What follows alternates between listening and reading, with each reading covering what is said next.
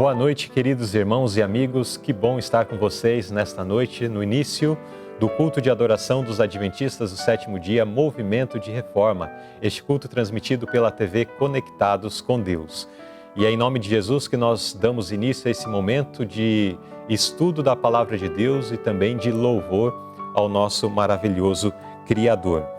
Quero lhes convidar a acompanharem conosco a leitura bíblica que vamos fazer na carta de Paulo aos Romanos, capítulo 3 e verso 31. Anulamos, pois, a lei pela fé? De maneira nenhuma. Antes, estabelecemos a lei. Com esse verso da palavra do Senhor em nossas mentes, lhes convido a ficar em atitude de reverência para uma oração. Ó Pai querido que estás nos céus, nós nos colocamos diante da Tua presença para Te louvar, para engrandecer Seu maravilhoso nome, pelas ricas bênçãos que Tens proporcionado em nossas vidas. Te agradecemos porque podemos sentir o Seu cuidado, a Sua proteção em todos os instantes da nossa vida, ó Pai. Nesse instante quero lhe pedir que venha ser conosco neste culto, venha nos abençoar, venhas abençoar o pregador na exposição da Tua palavra, venha abençoar a cada internauta, cada um de nós, para que possamos compreender a Tua palavra, compreender Seus sagrados ensinamentos e possamos, aquilo que o Senhor revelar a nós, aquilo que diz respeito ao nosso dia a dia, que possamos viver, ó Pai, viver de acordo com a Tua vontade. Te pedimos que perdoe os nossos pecados, seja conosco nessa noite, querido Pai. Todas essas bênçãos suplicamos, desde já as agradecemos, em nome de Jesus. Amém.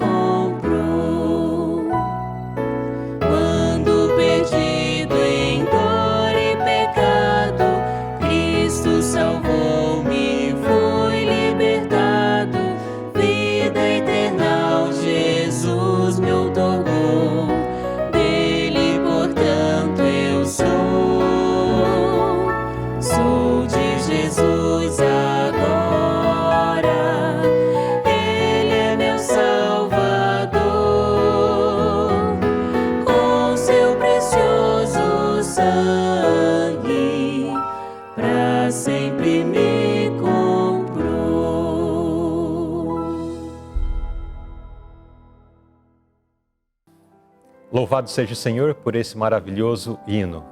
Queridos irmãos, é muito bom estar com vocês nesta noite, onde temos o privilégio de estar já apresentando a nossa adoração, os nossos louvores ao Pai Celestial, e onde ainda teremos o privilégio de escutar, de aprender mais da Sua palavra. Claro que esses momentos de culto, esses momentos de adoração são momentos muito especiais na nossa vida. No nosso dia a dia temos as nossas correrias, temos as nossas atividades e muitas vezes durante a mesma nós passamos muito absortos com os assuntos, com os temas, com que diz respeito àquilo que nós estamos realizando. E de repente no final de um dia nós paramos e pensamos, poxa, eu tenho agora que dedicar um tempo especial para Deus. E através desse culto nós temos esse tempo especial, um tempo onde louvamos a Deus, um tempo onde abrimos a sua palavra, consideramos o que Deus quer dizer a cada um de nós. E isso é muito bom. Precisamos valorizar esses momentos onde juntos com outras pessoas, com os nossos irmãos, podemos adorar o nosso Pai Celestial.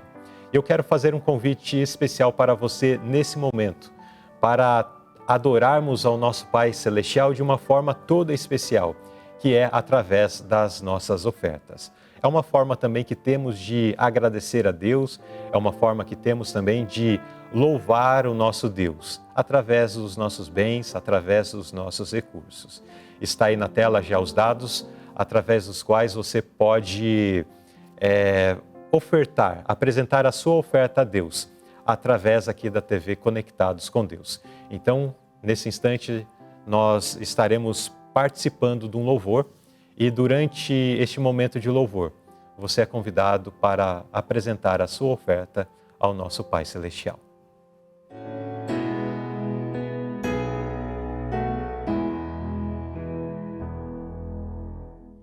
Em tudo as tuas mãos, Senhor, nos tem enriquecido e as provisões do teu amor bondosas conduzido. De ti nos vem a salvação e as bênçãos incontáveis que dia a dia, ó Pai, nos dão as tuas mãos amáveis. De ti vivemos, ó Senhor, e em ti nos alegramos na comunhão do puro amor que em Cristo desfrutamos.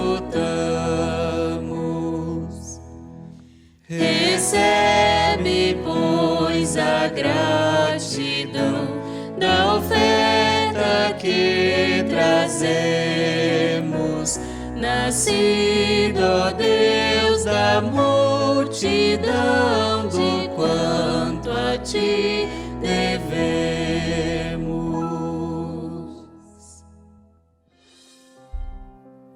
Louvado seja o Senhor por essa oferta que a Ele foi doada. Que o Senhor venha derramar suas ricas bênçãos sobre todo o seu povo. Amém? Queridos irmãos, estamos numa série toda especial de estudo na carta de Paulo aos Romanos. Nós já estamos neste que é o terceiro domingo do mês, então nós já tivemos no primeiro domingo uma reflexão no capítulo 1 da carta de Paulo aos Romanos. Domingo passado tivemos uma reflexão no capítulo 2 e neste domingo nós chegamos no terceiro capítulo da carta de Paulo aos Romanos. O pastor Davi Pai Silva tem trazido uma série de reflexões, explicações, instruções e temos sido enriquecidos, temos sido instruídos de uma forma bem didática acerca do que Paulo escreveu nesta carta, que é uma carta muito especial. Então, nessa noite, o pastor Davi Pai Silva estará explicando, trazendo os ensinamentos do terceiro capítulo. E eu quero fazer uma pergunta para vocês. No final do culto passado, de domingo da semana passada, eu falei assim, vamos ler o capítulo 3 para que o texto já fique vívido em nossas mentes à medida que o pastor Davi for explicando no próximo domingo. Você fez a leitura? Dedicou um tempo essa semana para ler apenas um capítulo aqui da carta de Paulo aos Romanos? Eu espero que sim. Vamos valorizar isso, vamos valorizar esse momento que temos, essa oportunidade que temos de semanalmente podermos estudar a sua palavra. Diariamente, na verdade, podemos estudar a sua palavra. Bom, nesse instante, então, quero passar a palavra ao pastor Davi e ele trará então os ensinamentos do capítulo 3 da carta de Paulo aos Romanos. Passamos então a palavra ao nosso irmão. Olá, nós estamos mais uma vez aqui para dar continuidade ao estudo da nossa carta aos Romanos.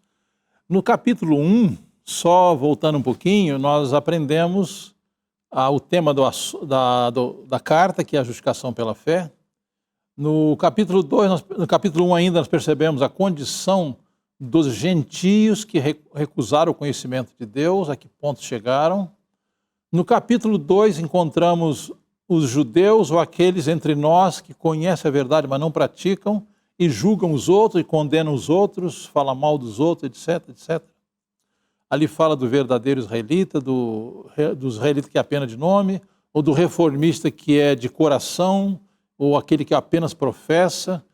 Bom, então o capítulo 1 fala de um tipo de pecadores, que são os gentios que recusam a verdade. No capítulo 2 fala de outro tipo de pecadores, aqueles que conhecem a luz, mas não praticam. E agora no capítulo 3, o apóstolo Paulo ele vai dar continuidade ao tema, falando de modo geral como está a condição do mundo todo, incluindo pagãos, incluindo judeus, incluindo reformistas, incluindo qualquer um que não tenha uma experiência com Deus. Então ele começa dizendo assim, capítulo 3, qual é, pois, a vantagem do judeu? Vamos novamente trocar a palavra judeu por reformista, né? Qual é a vantagem do reformista? Ou qual é a utilidade do batismo? Ele diz assim, muita, sob todos os aspectos, principalmente porque aos judeus ou ao reformista foram confiados os oráculos de Deus. Bem, irmão, vamos aplicar a nós, né? Porque falar do judeu é fácil, não? Vamos aplicar a lição a nós, né? Então aqui diz que aos judeus foi confiados os oráculos de Deus. Quer dizer, os judeus tinham a lei escrita, tinham o sistema do santuário, tinha os profetas, tinha os sacerdotes, tinha toda uma economia nacional que retratava o plano de Deus para a salvação. E qual é a nossa condição como reformistas? Nós temos a palavra de Deus, a Bíblia, temos o Espírito de Profecia, temos a igreja, temos instrutores, temos pastores, obreiros, professores, tudo isso, né? Bem, aqui então ele diz assim, a vantagem é muita. A vantagem é muita. Quer dizer, nós como reformistas e os judeus como judeus, eles tinham muito mais luz que os gentios. Agora, diz aqui o versículo 3, e daí? Se alguns não creram, então, apesar de nós pertencermos à igreja, termos sido batizados, temos a palavra de Deus em mãos, temos Espírito de Profecia, temos todas as instruções, e não cremos em Cristo, a incredulidade deles virá desfazer a fidelidade de Deus? Deus continua sendo fiel. Deus continua sendo justo. Verso 4 diz assim, de maneira nenhuma, seja Deus verdadeiro e mentiroso, todo homem, segundo está escrito. Verso 4, parte final, diz assim, para seres justificado nas tuas palavras e venhas a vencer quando fores julgados. Agora o apóstolo Paulo, a partir do versículo 5, diz assim, e se a nossa injustiça traz à lume a justiça de Deus, que diremos? Porventura será Deus injusto para aplicar a sua ira? Falo como homem. Certo que não. Do contrário, como julgará Deus ao mundo?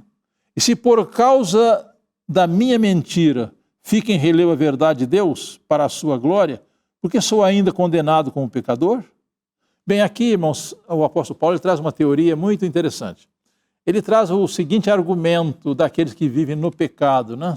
Ele diz assim, olha, o meu pecado torna destacável a verdade de Deus. Quer dizer, quanto mais pecador eu sou, mais a justiça de Deus aparece.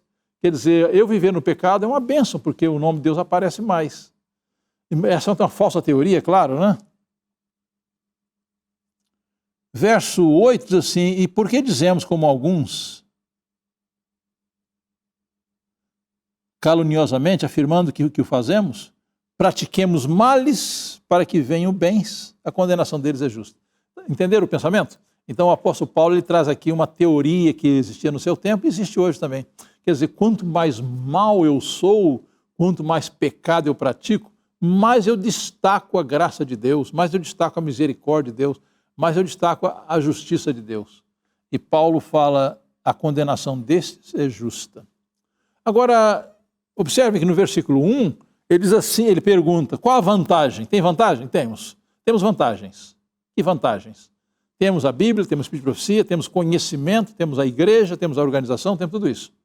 Agora, ele faz uma pergunta diferente no versículo 9, que se conclui, temos nós qualquer vantagem? Em outra expressão, diz assim, somos nós melhores que os outros, uma outra versão? Somos nós melhores que eles? Irmãos, vamos examinar-nos a nós mesmos. Será que nós somos melhores que alguém? Não. Nós temos mais luz, temos mais privilégios, temos mais vantagens, mas somos melhores de maneira nenhuma. Que Deus nos julgará de acordo com a luz que nós temos. Então ele diz assim, não, de forma nenhuma. Pois já temos demonstrado que todos, tanto judeus como gregos, estão debaixo do pecado. Então, reformista, adventista, católico, pagão, qualquer classe de pessoas que não tenham experiência pessoal com Cristo está debaixo do pecado, é escravo do pecado. Então, a nossa posição como membro da igreja, como um povo que tem mais luz, não nos dá nenhuma condição melhor do que os outros. Não, todos somos pecadores e todos necessitamos da graça de Deus para a salvação. Seja reformista, seja católico, seja metodista, seja incrédulo, todos necessitam da graça de Deus para a salvação. E agora ele começa um diagnóstico geral, né? Ainda no versículo 9, diz ele, aqui diz que se conclui, temos nós qualquer vantagem? Uma tradução melhor diz assim, somos nós melhores do que eles? Não.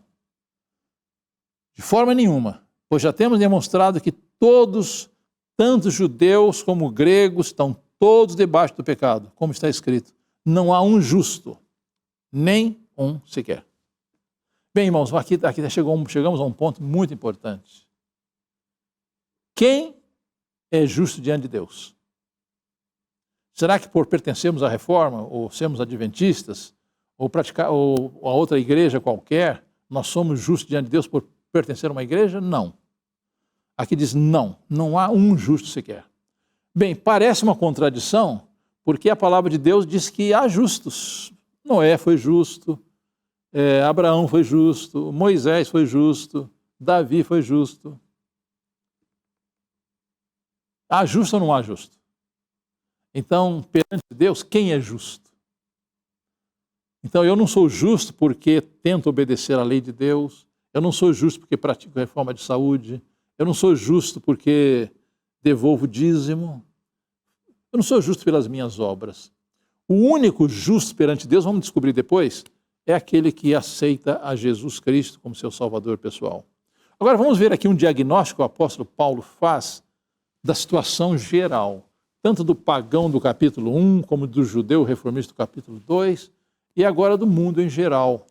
Ele diz assim, versículo 11 do capítulo 3, não há quem entenda, não há quem busque a Deus, todos se extraviaram, a uma se fizeram inúteis, não há quem faça o bem, não, nem um sequer. Então ninguém é justo perante Deus, por si mesmo, né? Verso 13, a garganta deles é sepulcro aberto. Você tem aquele costume de falar mal dos outros?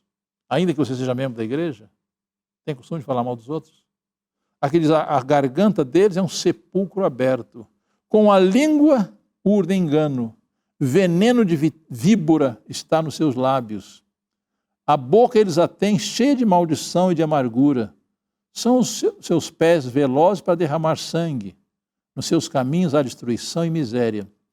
Desconhecem o caminho da paz. Não há temor de Deus diante de seus olhos. Irmãos, então aqui o apóstolo Paulo, em poucas palavras, ele faz um diagnóstico geral do homem que não conhece a Jesus.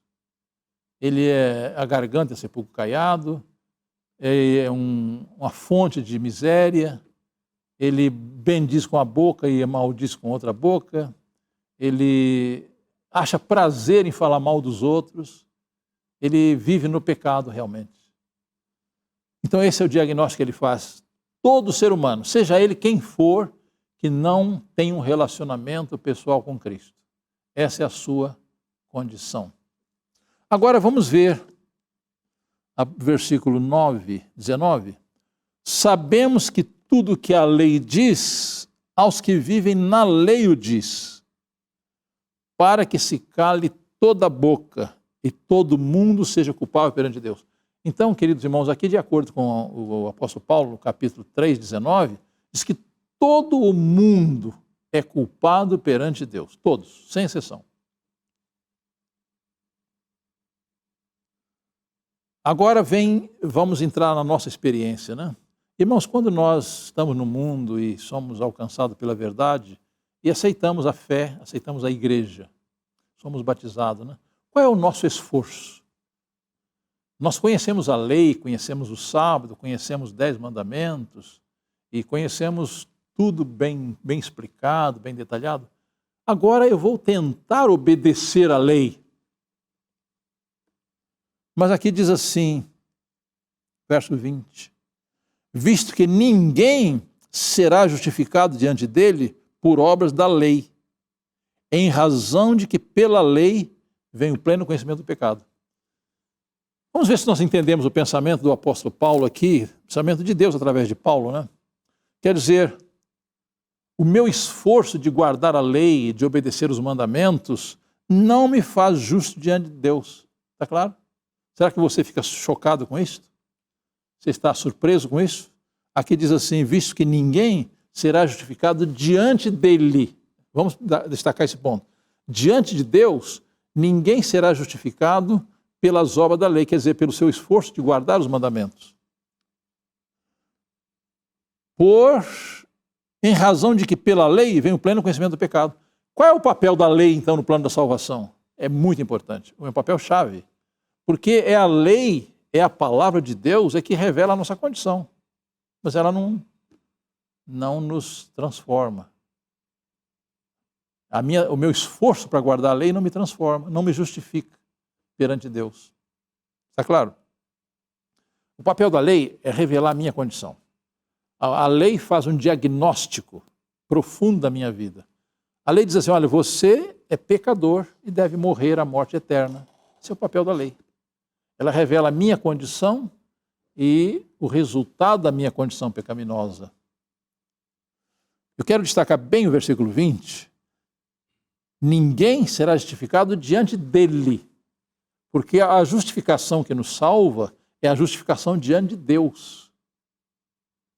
Então, a minha condição, o meu esforço, o meu conhecimento teórico da lei, a minha condição de membro da igreja, nada disso me justifica diante de Deus. Que aqui diz, pela lei vem o pleno conhecimento do pecado. Quer dizer, o papel da lei é um papel eu chamaria de ressonância magnética, né? É ela que faz o diagnóstico da minha condição, mas ela não me salva. Então a lei, ela é essencial para mostrar a nossa condição de pecadores, mas ela mesma não tem poder de salvar. Ela apenas reflete o caráter de Deus, o caráter justo de Deus. Agora vamos aqui ao versículo 21. É um versículo que exige uma profundidade de análise, né? Então aqui diz assim o verso 21. Mas agora, sem lei, se manifestou a justiça de Deus, testemunhada pela lei e pelos profetas. Irmãos, vamos ver se nós entendemos isso aqui. Vamos orar para que o Espírito de Deus nos ilumine para compreender o que Paulo quis dizer aqui. Então, vamos voltar ao nosso caso. O reformista ou o adventista que conheceu a teoria da verdade, né? E agora ele tenta guardar a lei por si mesmo, não consegue. Ele tenta se justificar perante Deus pela sua obediência, pela guarda do sábado, por evitar pecados sociais, pecados grosseiros, né? E será que é justificado por isso? Não. Porque a lei continua dizendo, você é pecador, você deve morrer eternamente. Romanos 6, 23 diz que o salário do pecado é a morte eterna. Agora no versículo 21, Paulo começa a apresentar a solução para o problema. Então, aquele reformista, ou aquele judeu, ou adventista, que estava tentando guardar a lei para se justificar, mas ele não consegue, ele fica angustiado, ele fica perplexo, e ele não vê solução para o seu caso. Até que, verso 21, ele descobre que sem a lei, sem o seu esforço de guardar a lei, se manifestou a justiça de Deus. Como? Como que a justiça de Deus se manifestou? Então, Jesus encarnou, Jesus, durante 33 anos, ele viveu uma vida de justiça perfeita. Ele desenvolveu um caráter perfeito, sem mácula. Ele desenvolveu a justiça que nós chamamos justiça de Cristo. Ele morreu na cruz do Calvário para pagar os nossos pecados. Então, aqui diz, sem lei se manifestou a justiça de Deus, testemunhada pela lei e pelos profetas. Então, aquele reformista que estava lutando para guardar a lei e não conseguia, só se frustrava, ele agora descobre que Jesus desenvolveu uma justiça perfeita, vivendo vida perfeita e morrendo pelo pecador. E agora ele recebe essa justiça. Ao aceitar a Jesus como seu Salvador pessoal, ao reconhecer a justiça de Cristo como perfeita, aceitável diante de Deus, ele é justificado. E aqui agora diz assim, a lei de Deus dá testemunha a favor dele. Então ele aceitou a Jesus, aceitou a justiça de Cristo. Agora a lei diz assim, olha, essa justiça aí é perfeita, eu reconheço essa justiça, você agora é justo. Por que é justo? Porque aceitou a justiça de Cristo. A única justiça que é aceitável perante Deus. Agora, como que você recebe essa justiça? No versículo 22, diz assim, justiça de Deus mediante a fé em Jesus Cristo. Então, como que você é justificado? Você que gastou, às vezes, anos, gastou uma boa parte da sua vida lutando para vencer com a sua própria força, lutando para obedecer os mandamentos, lutando para ser fiel na devolução dos dízimos, liberal nas ofertas, lutando para praticar reforma de saúde, reforma do vestuário, para andar direito diante dos homens e tal. E você, apesar de tudo isso, não alcançou paz, você vivia angustiado. Eu não tenho tranquilidade, eu não sei se os meus pecados foram perdoados. Agora, quando você aceita Jesus Cristo, aqui diz assim, repito o verso 21, justiça de Deus pela fé em Jesus Cristo. Aqui está um ponto muito chave no estudo de Romanos, né?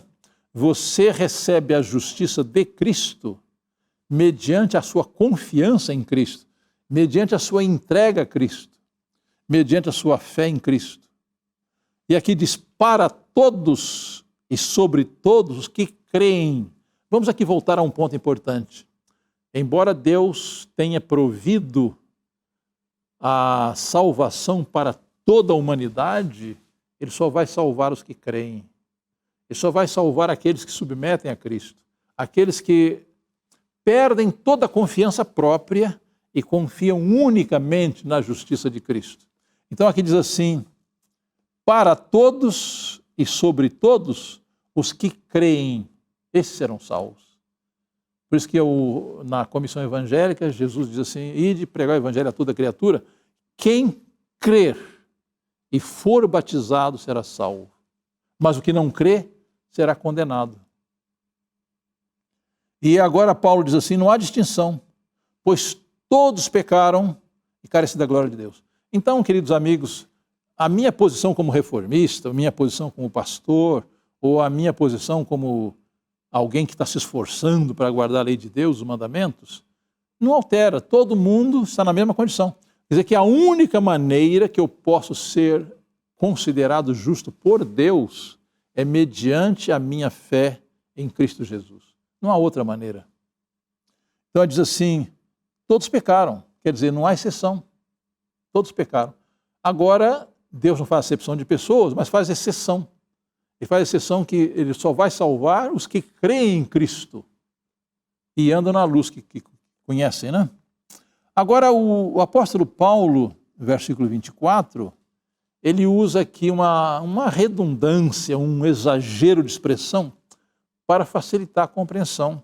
Ele diz assim no verso 24, sendo justificados gratuitamente por sua graça. Não parece um exagero? Ele diz assim, olha, nós somos justificados de graça, pela graça. Gratuitamente pela graça. Ele põe ênfase nessa verdade, né? Mediante a redenção que há em Cristo Jesus. Aqui o apóstolo Paulo ele usa uma expressão de mercado que é redenção. Então, através da redenção, o que é a redenção? No tempo do apóstolo Paulo, quando a Roma tinha uma grande população de escravos, havia aqueles escravos que conseguiam liberdade porque alguém os comprava para serem livres. Então, aqui diz da redenção que há em Cristo Jesus. Então, o que fez Jesus? Ele, ao morrer no Calvário, ele nos comprou de volta. Ele pagou a nossa remissão. Ele nos trouxe de volta. Quer dizer, que ele sendo nosso Criador, depois que nós nos desviamos, ele nos comprou de volta. Somos redimidos. E realmente ele comprou a humanidade toda. Mas só será salvo aquele que aceita essa provisão. Embora a salvação, embora Deus seja muito liberal em outorgar salvação a todos, porque o sacrifício de Cristo, ele é todo suficiente para salvar o mundo todo. Mas aqueles que creem serão salvos, os que não creem serão condenados. Aqui em João, no capítulo 3, Evangelho de João, no capítulo 3, verso 36, aqui lemos o seguinte, verso 36, diz assim, por isso, quem crê no Filho tem a vida eterna. Observem, o apóstolo, aliás, aqui o próprio Jesus, né? O próprio Jesus, ele falou não no futuro, né? Ele diz assim, verso 36, por isso quem crê no Filho tem, no presente, né? A vida eterna. É claro que ele não tem em si a vida eterna, mas a vida eterna já é um direito seu, porque ele crê em Jesus. Então, repito, por isso quem crê no Filho tem a vida eterna. O que todavia se mantém rebelde contra o Filho não verá a vida, mas sobre ele permanece a ira de Deus. Então aqui a salvação é prometida aos que creem, aos que submetem a Cristo, aos que aceitam o plano divino, aqueles que perdem toda a confiança em si mesmos, mas confiam unicamente na graça de Cristo. Então voltamos a Romanos 3, no versículo 25, diz assim, a quem, Jesus, né? A quem Deus propôs no seu sangue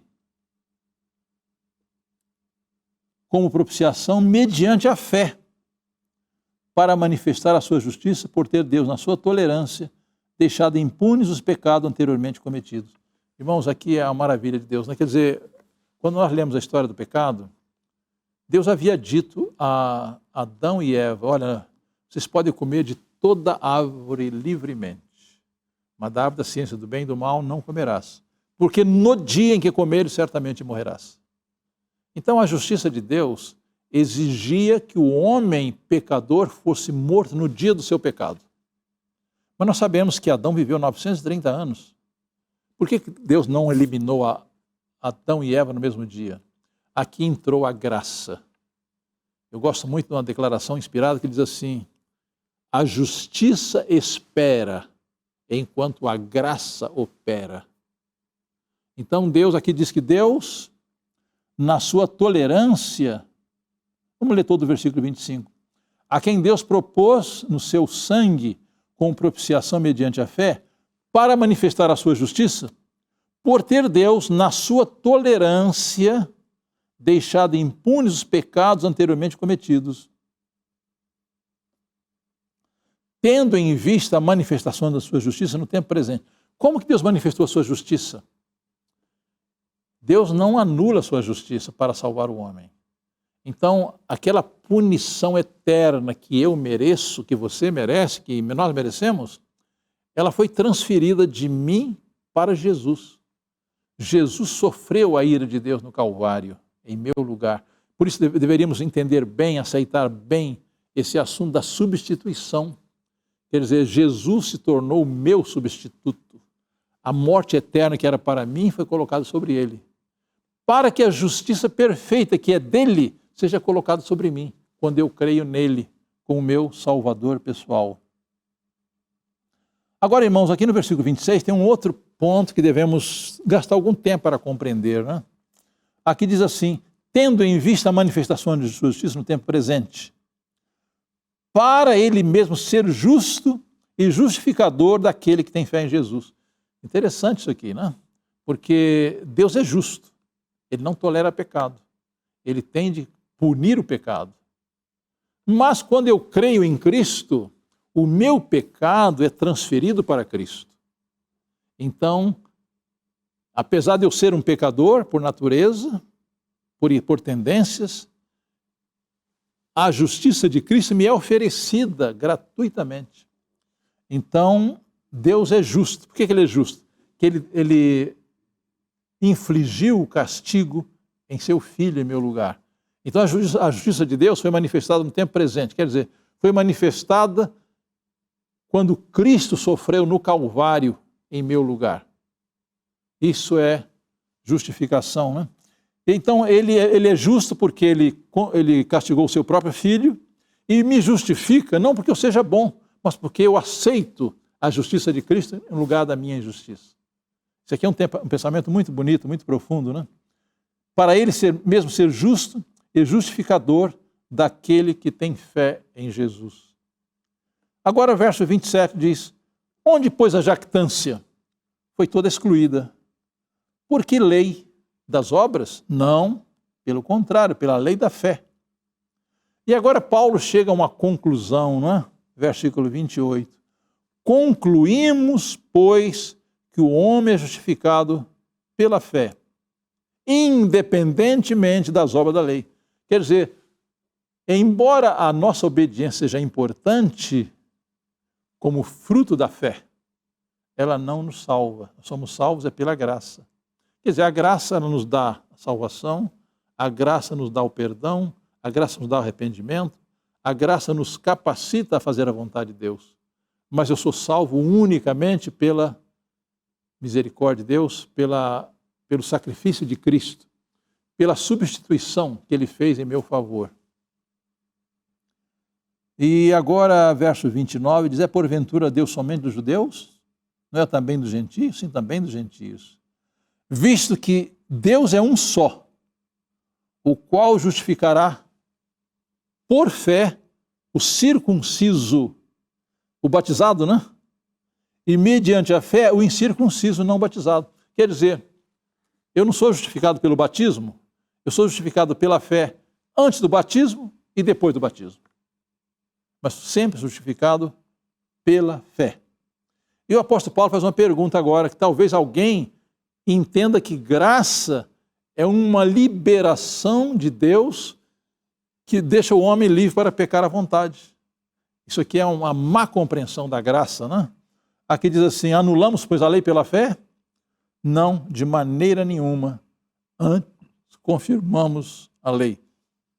Quando nós vamos aqui a Romanos capítulo 9, eu gostaria de chamar a atenção de vocês para uma explicação muito oportuna que Paulo dá a partir do verso 30 ao verso 32. Observem as perguntas e respostas que Paulo dá a respeito da nossa salvação. Ele pergunta assim, que diremos, pois, que os gentios que não buscavam a justificação vieram alcançá-la, todavia, a que decorre da fé. Então, como que nós alcançamos a justificação? Quando que nós somos declarados ou considerados justos perante Deus? Como que nós somos transformados em justos? Aqui diz assim, todavia, vou ler todo o verso 30, que os gentios que não buscavam a justificação vieram alcançá-la, todavia a que decorre da fé. Então, por que os gentios foram justificados? Pela fé. Verso 31. E Israel, que buscava a lei da justiça, não chegou a atingir essa lei. Por quê? Porque não decorreu da fé, e sim como das obras. Então aqui o apóstolo Paulo deixa muito claro que judeus e gentios, reformistas e não reformistas, são justificados unicamente pela fé em Cristo. E aqui diz, por que os judeus não foram justificados? Por que eles buscavam a justiça na lei? Aí que está o problema, né? A lei não me concede justiça. A lei apenas reflete o caráter de Deus justo. E ela mostra a minha condição, mas ela não me dá justificação, ela não me dá justiça. Então aqui diz assim, o erro dos judeus foi buscar a justiça da lei, na lei, né? E aqui continua, por quê? Verso 32, porque não decorreu da fé, e sim como das obras, e tropeçaram na pedra de tropeço. Então o apóstolo Paulo aqui no capítulo 9, 30 a 32, ele faz um contraste entre os gentios que foram justificados pela fé, que creram em Cristo, e os judeus que não foram justificados pela lei. Eles não foram justificados porque eles procuraram buscar justiça na lei e não alcançaram. Então, queridos irmãos, por mais honestos que sejamos, por mais esforçados que sejamos, por mais que busquemos obedecer à lei de Deus para receber justiça, não recebemos. A única maneira de ser justificados é crendo em Jesus Cristo, nosso Salvador. Agora, quando vamos a Cristo e recebemos a Ele como Salvador, Ele nos leva de volta à lei. Ele nos dá agora poder para viver em harmonia com a lei, porque temos a perfeita justiça de Cristo. E a própria lei reconhece que a justiça de Cristo é uma justiça perfeita. Então, eu sou justificado diante de Deus unicamente pela fé. Agora, voltemos ao verso 31 do capítulo 3, porque, lamentavelmente, algumas pessoas pensam assim, bem, eu sou justificado pela fé, sou salvo pela graça, eu não preciso fazer nada mais, eu não preciso obedecer, não preciso nada disso. Mas aqui diz assim, será que eu crendo em Jesus, a lei é anulada por isso? Ele pergunta assim, anulamos, pois, a lei pela fé? Não, de maneira nenhuma. Antes, confirmamos a lei. Então, queridos irmãos, queridos amigos, queridos internautas, nós só podemos alcançar a justificação, nós só podemos ser considerados justos diante de Deus através da nossa fé em Cristo, da nossa confiança nele e da nossa desconfiança em nós mesmos. E Jesus, em Mateus 5, verso 20, ele disse assim, uma verdade muito fundamental, em Mateus 5, versículo 20. Os fariseus eram considerados um modelo de justiça perante o povo, né? Mas o que disse Jesus em Mateus 5, verso 20? Porque eu vos digo que se a vossa justiça não exceder em muito a dos escribas e fariseus, jamais entrarei no reino dos céus. Queridos irmãos, eu preciso, você precisa, nós precisamos de uma justiça perfeita que nos torna aceitável diante de Deus. E essa justiça é unicamente a justiça de Cristo. E Isaías capítulo 26, o profeta diz que só justos entrarão no reino dos céus. E nós já lemos em Romanos 3 que não há um justo sequer. Quer dizer, não há ninguém que seja justo separado de Cristo. E aqui no capítulo 26, versículo 1 e 2, o profeta diz assim, naquele dia se entoará este cântico na terra de Judá. Temos uma cidade forte, Deus lhe põe a salvação por muros e baluartes. Verso 2, abri vós as portas, para que entre nela a nação justa, que guarda a fidelidade. Tu conservarás em paz, perfeita paz, aquele cujo propósito é firme, aquele que confia em ti. Então, queridos amigos, só a gente justa vai entrar no céu. E só podemos ser justos crendo na justiça de Cristo, aceitando a Jesus como nosso Salvador pessoal. Também, diante da sua graça, somos arrependidos, mediante sua graça somos perdoados, justificados, e mediante sua graça somos capacitados a viver em harmonia com a sua vontade. Então a nossa segurança está em aceitar a Jesus e permanecer em Jesus. E o apóstolo Paulo diz: aquele que começou em vós a boa obra há de terminá-la até o dia de Jesus Cristo. Que essa seja a minha experiência e a sua experiência nesse dia. Amém.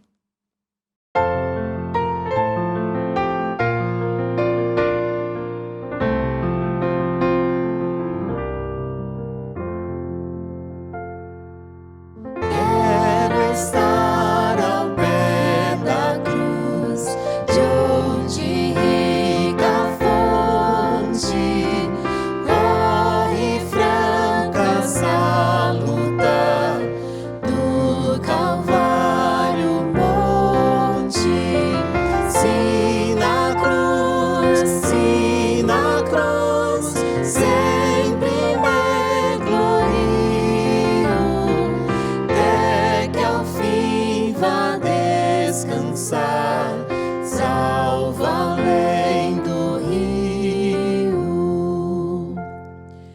A tremer ao pé da cruz, graça eterna achou-me, matutina estrela ali, raios seus mandou-me.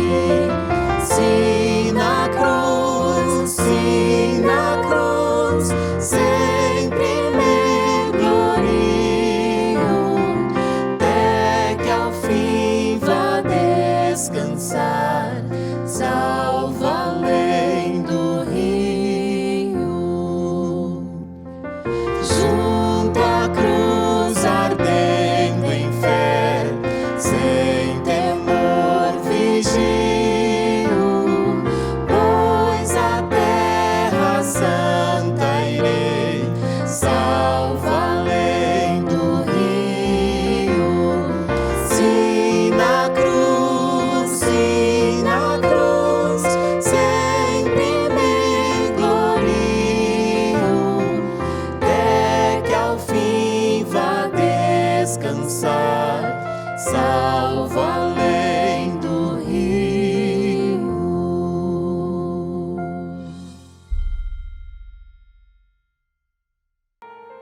Louvamos a Deus pela mensagem que acabamos de receber esta noite e também por esse hino que podemos acompanhar.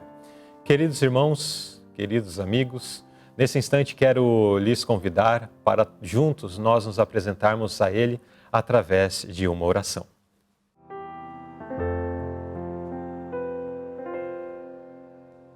Amado Deus, querido Pai Celestial, em nome de Jesus, chegamos uma vez mais à Tua presença, muito agradecidos porque Tu tomaste todas as providências necessárias para a nossa salvação, ao enviar o Teu Filho Jesus para viver e morrer em nosso lugar.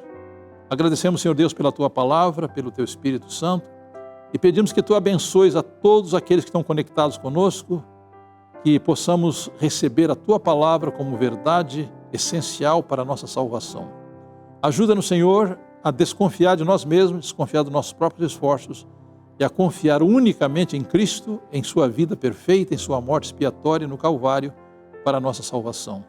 Abençoa as famílias aqui representadas, rogamos por aqueles que estão enfermos, estão em necessidade, rogamos por aqueles que estão extraviados, afastados de Ti, queira reanimá-los a voltar-se enquanto há tempo de graça. Batiza-nos com Teu Espírito e prepara-nos para a breve volta de Jesus, em cujo nome Te pedimos essas bênçãos. Amém. Assim, em nome de Jesus, chegamos ao final de mais um culto de adoração. Que a graça e a paz de Deus permaneça conosco. Amém. Muito bem, dessa forma, então, nós chegamos ao final deste culto de adoração, agradecidos a Deus por Ele nos proporcionar esse tempo tão especial, tão maravilhoso, onde podemos aprender de mais um pouco aí da palavra do Senhor, conforme apresentado pelo irmão Davi Pai Silva. Hoje nós estudamos o capítulo 3, na próxima semana estaremos estudando o capítulo 4. E fica a lição de casa para todos nós, para que ao longo dessa semana já tomemos conhecimento do texto do capítulo 4 da carta de Paulo aos Romanos. E dessa forma nós estaremos já nos preparando para a semana que vem, quando daremos sequência a esta série de estudos. Mas lembre-se, antes da próxima semana nós temos ainda a nossa grade de programações aqui da TV Conectados com Deus.